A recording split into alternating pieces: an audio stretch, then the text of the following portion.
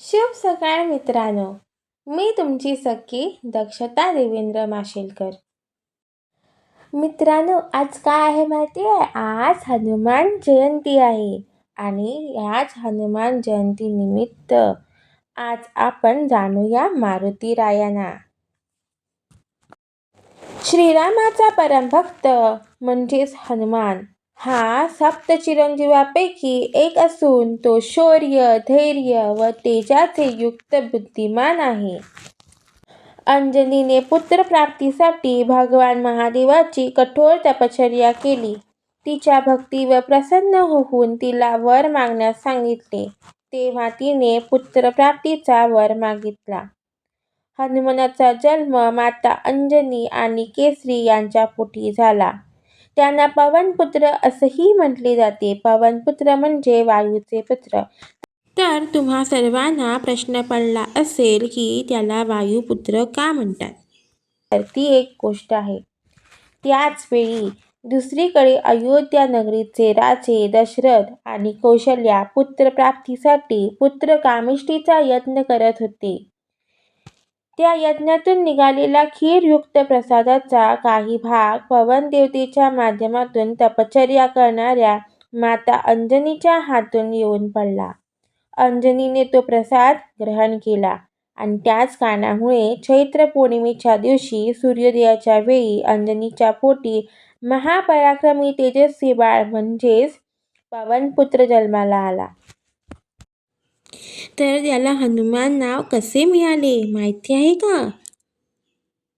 बालपणी सूर्याला फळ समजून गिळायला गेल्यावर इंद्राच्या वज्राचा प्रहार त्याच्या हनुवटीवर झाला.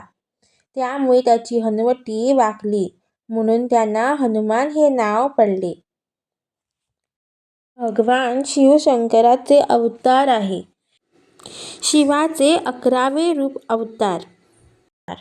पवनपुत्र आणि श्रीरामाचे निस्सीम भक्त आहेत.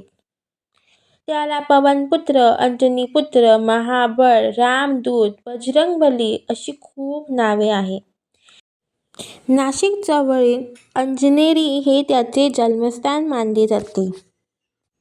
रामायणात हनुमानाने सीतेचा शोध घेण्यास मदत केली, लंका दहन केले आणि लक्ष्मणाला वाचवण्यासाठी द्रोणागिरी पर्वतावर जाऊन संजीवनी आणून दिली.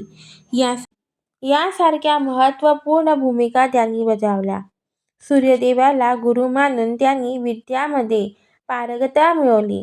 हनुमान हे अष्टचिरंजीवीपैकी एक असल्याने आजही ते पृथ्वीवर जिवंत आहे, अशी भाविकांची भावना आहे. चैत्र पौर्णिमा कार्तिक कृष्ण चतुर्दशी. आज या दिवशी भाविक सकाळी लवकर उठून स्नान करून हनुमानाचे दर्शन घेतात. हनुमानाला शेंदूर, रुईची फुले, रुईच्या पानांचा हार आणि तुळशीची पाने अर्पण करतात. नैवेद्यासाठी प्रामुख्याने बुंदीचे बेसनचे लाडू अर्पण करतात. हनुमान चालीसा, सुंदरकांड, मारुतीचे स्तोत्रे पठण करतात. मारुतीच्या देवळात व तालमीच्या आखाड्यात भजन कीर्तनादी कार्यक्रमाचे आयोजन केले जाते. मारुतीच्या षोडशोपचार पूजा करून रुद्राचा महाअभिषेक करतात. प्रसाद म्हणून सुंठवडा वाटतात. हनुमानजींना संकटमोचन मानले जाते, जे भक्तांची मनातली भीती, रोग दूर करतात. अंजनीच्या सुता तुला रामाचं वरदान, एकमुखान बोला जय जय हनुमान, एकमुखान बोला जय जय हनुमान.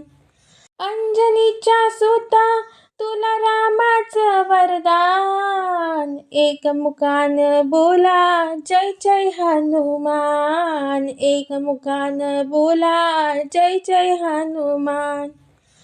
तुम्हा सर्वांना माझ्याकडून हनुमान जयंतीच्या हार्दिक शुभेच्छा.